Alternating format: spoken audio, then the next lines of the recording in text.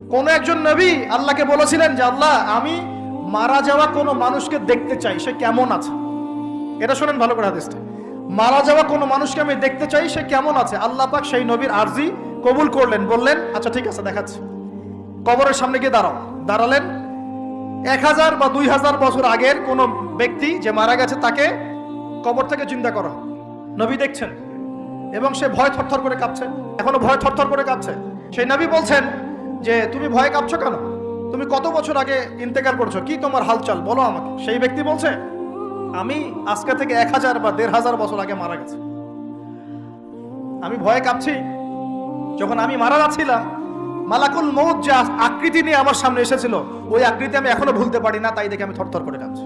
তিনি বলছেন যে আমি 1500 বছর হয়ে গেছে আমার মউতের, কিন্তু আমার দেহ থেকে এখন পর্যন্ত রূহ কবজ করার যে কষ্ট, এই কষ্ট এখনো যায় না।